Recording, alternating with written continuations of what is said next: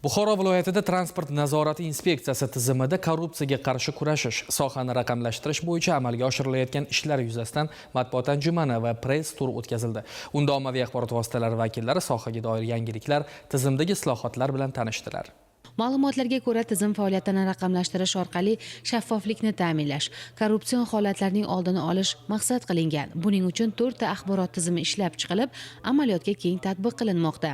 Inspektorlar ish samaradorligini oshirish uchun 240 dona yangi avlod planshet qurilmalari xarid qilindi hamda ma'muriy bayonnomalar shu planshetlarda rasmiylashtirilmoqda. Yo'l qurilish obyektlarini ro'yxatga olishdan boshlab foydalanishga qabul qilishgacha nazorat ishlarining barcha jarayonlarini raqamlashtirish maqsadida transport nazorati inspeksiyasining yo'l sifat nazorati axborot tizimidan keng foydalanilyapti.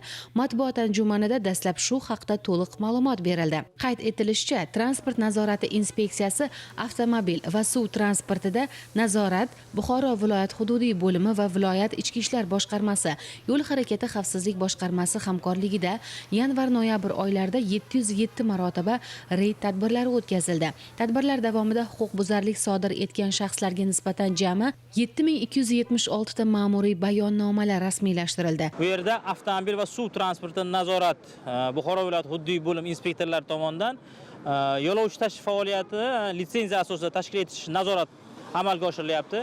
Barcha inspektorlar o'sha planshet bilan ta'minlangan va planshetni qurilmasi bilan to'xtatganda ularga chiqadi. Litsenziya olgan bo'lsa, tegishli hujjatlari bo'lsa, bemalol faoliyatni davom ettiradi. Mabodo litsenziyasiz yo'lovchi tashish faoliyat yuritayotgan bo'lsa, ularga nisbatan belgilangan tartibda ma'muriy bayonnoma rasmiylashtiriladi. Ishtirokchilarga yo'l qurilishi jarayonlarida loyiha hujjatlariga nechog'li amal qilinayotgani hamda ularni o'z vaqtida bartaraf etilishi ustidan nazoratni amalga oshirish tizimi haqida ham ma'lumot berildi.